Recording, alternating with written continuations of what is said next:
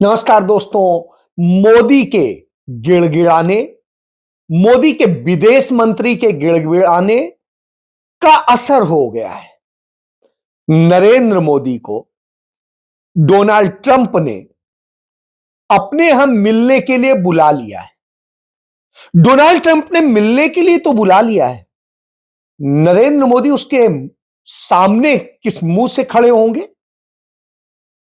किस मुंह से कहेंगे कि आपने भारत माता को हथकड़ी लगा के भेजा, भारत माता को अपमानित किया और हम आपके आगे शीश झुकाए, आपके एक आमंत्रण पर भागते चले आ रहे हैं। किस मुंह से कहेंगे कि मैं विश्वगुरु हूं? किस मुंह से कहेंगे कि मैं दुनिया के सबसे बड़े लोकतंत्र से आया हूं? तमाम सवाल खड़े हैं।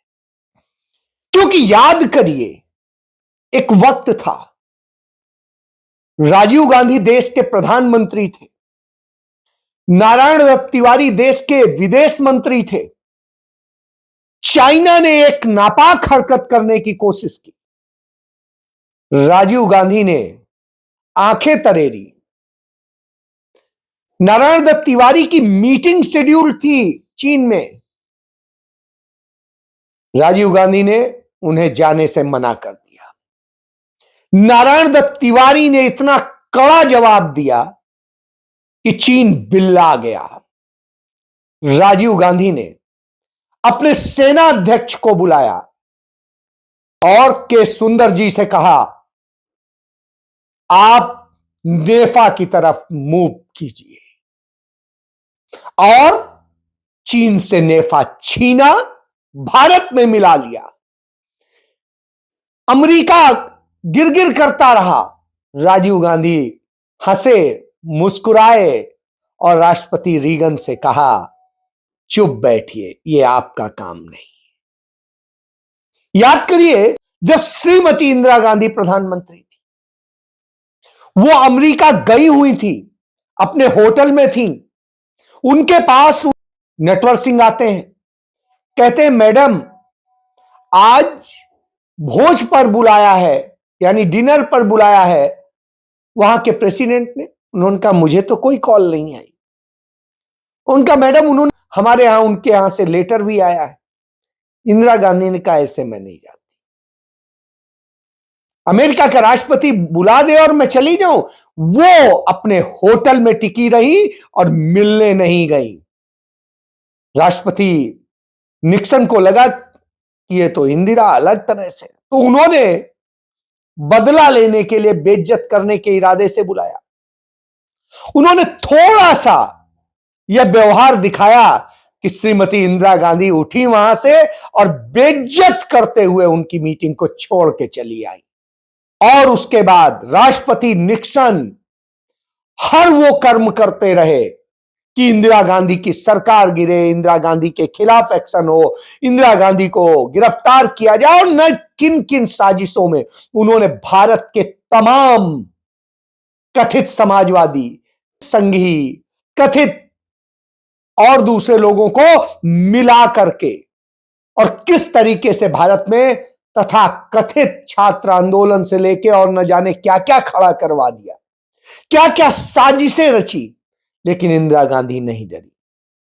उन्होंने अमेरिका की तमाम घुड़की के बावजूद, सातवां बेड़ा उतार देने के बावजूद, जिसके नाम पे दुनिया कांप जाती थी, इंदिरा गांधी ने पाकिस्तान के दो टुकड़े किए।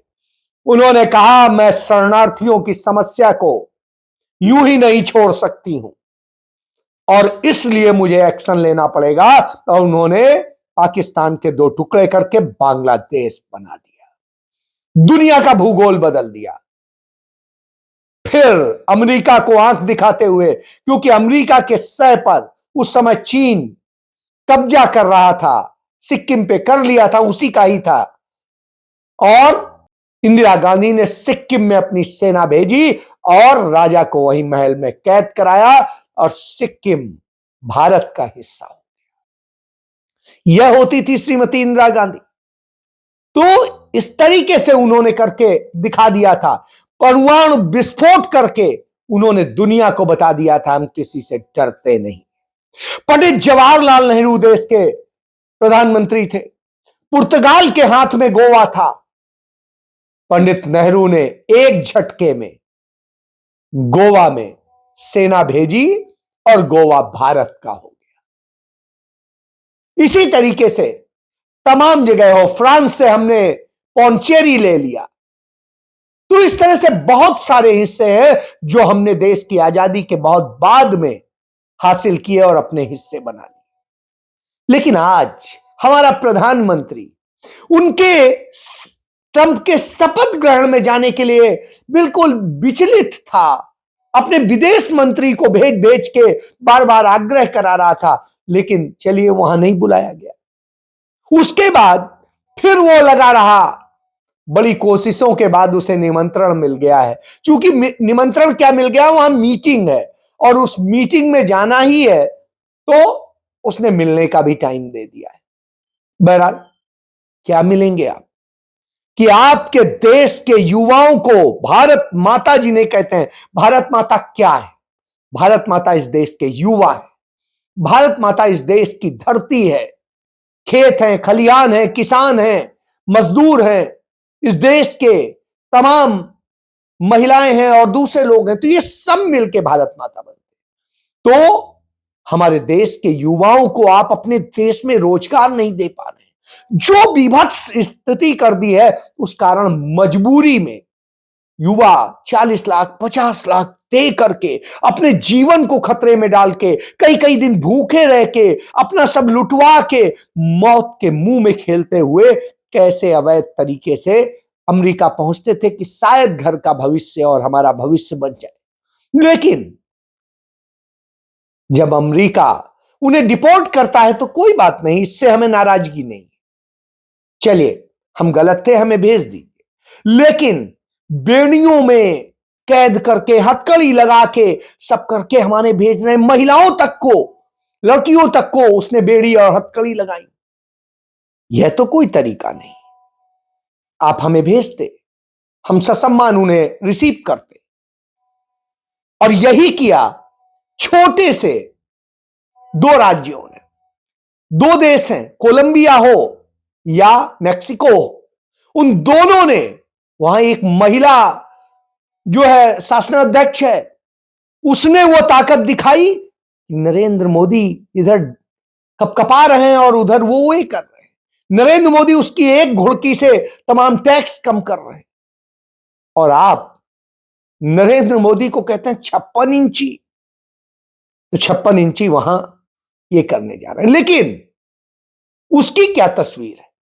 डोनाल्ड ट्रंप हो या अमेरिका का चरित्र हो, यह वास्तव में कभी भी किसी अच्छी चीज में नहीं रहा। यही वजह रही कि इससे एक रिस्पेक्टिव डिस्टेंस बना के रखा कांग्रेस के नेताओं। आज क्या हो रहा है? आज वो गाजा को खाने की बड़े समय से साजिश रच रहा था।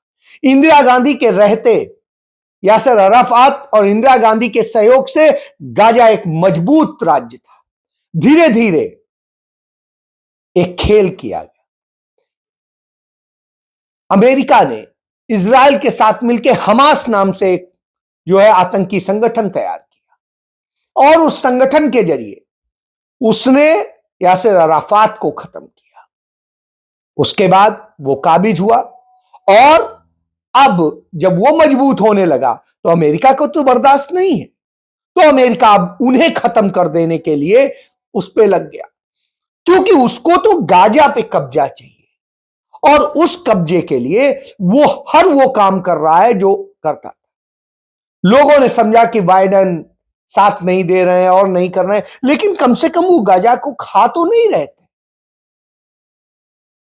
हमने गड़रिया के डंडे के डर से सीधे हमने भेड़िया चुन लिया, उसे चुन लिया और वो खाने के फिराक में, और वही हुआ। तमाम मुस्लिम देशों के जो लोग रहते हैं अमेरिका में, उन्होंने जो बाइडेन का विरोध किया, ठीक है उनका विरोध करना चाहिए था, उन्होंने गलत किया, बिल्कुल करना चाहिए था, लेकिन जब कमला हैरिस उसको लेके एड्रेस कर रही थी तो आपको सोचना चाहिए था, समीक्षा करनी चाहिए, लेकिन नहीं की। डोनाल्ड ट्रंप को वोट दिया, जिताया और उसका प्रभाव बनाया। नतीजतन डोनाल्ड ट्रंप ने आते ही पहले तो कहा, बड़ा शोर मचा, अपनी तालियां बजवाई, जैसे नरेंद्र मोदी ने तालियां बजवाई थी, थालियां बजवाई थी, सब किया था, वैसे उसने बजवाई कि हां सीज फायर हो गया, सीज फायर हो गया। और बाद में इजराइल के नेतन्याहू को बुलाता है और फिर उन्हीं के सामने घोषणा कर देता है कि अब हम गजा को खाली करा के उसका पुनर्निर्माण करेंगे। अब आप सोचिए, वहां के लोगों को कैसे निकालना है, उसकी साजिश उसने रच दी। और उसी के साथ जो इंटरनेशनल क्रिमिनल कोर्ट है, उसने जो आदेश पारित किया था, वारंट जारी किया था नेतन्याहू के, इसलिए उसने उस कोर्ट को गलत बताते हुए उसको प्रतिबंधित करने का आदेश जारी कर दिया, क्योंकि अफ्रीका के एक छोटे से देश ने वह हिम्मत दिखाई थी और साबित कर दिया था कि नेतन्याहू युद्ध अपराधी है और उसने मानवता पर अपराध किया है। तो उस कोर्ट ने वारंट जारी किया था। दुनिया के तमाम देशों में नेतन्याहू गिरफ्तार हो सकता था, तो डोनाल्ड ट्रंप ने उसके लिए किया। नेतन्याहू ने यह लड़ाई गजा से करके अपनी कुर्सी बचाई। उसके खिलाफ भ्रष्टाचार के आरोप हैं, उसके रक्षा मंत्री ने वो कर दिया था, उसकी मजबूरी हो गई थी सीज फायर। थोड़े दिन और युद्ध चल जाता तो वो खुद घुटनों पे आ जाता। उसके रक्षा मंत्री ने यही कहते हुए इस्तीफा दिया था। उनके नागरिक नाराज थे, सैनिक नाराज थे, लड़ने के लिए नहीं मिल रहे थे। भारत से वो ला के सैनिक बना रहा था और दूसरी जगह से आज यह स्थिति है कि वो खाने पे लग गया है। इसीलिए कहते हैं यही भारत में हुआ। कांग्रेस पार्टी, नेहरू, इंदिरा, राजीव, कांग्रेस, राहुल, ये सब लोग आपके लिए काम कर रहे थे, लोकतंत्र बना रहे थे। कुछ निश्चित रूप से कहीं पे लिबरल होना पड़ता है, कहीं सख्त होना पड़ता है, लेकिन अंततः इन्होंने देश आजाद कराया, इन्होंने देश को बनाया, इन्होंने देश को संविधान दिया, इन्होंने देश में तमाम व्यवस्थाएं लागू की, तमाम निर्माण हुए, देश आगे बढ़ रहा था, आप आगे बढ़ रहे थे, सबको एक साथ लेके चलने की परंपरा की कोशिश हो रही थी। थोड़ा सा कभी कोई रूठता, सबको मनाते, सबको करते और चल रहे थे। लेकिन आप बहकावे में आ गए, आपको लगा गड़रिया का डंडा जो है आपको घायल कर देगा, लेकिन उससे बचने के लिए आपने कसाई चुन लिए और कसाई 1977 से आपने चुनने शुरू किए, 1989 में चुने और नतीजतन आज आप कसाई के जाल में फंसे और फिर कसाई आपको मार डालता है। वही हो रहा है देश में। युवा बेरोजगार हो रहे हैं, लड़कियों की आबरू लुट रही है, देश में व्यापार उद्योग सब बर्बाद हो रहे हैं, लोगों के हक छीने जा रहे हैं, चुनाव चोरी किए जा रहे हैं। सबसे पहला सवाल,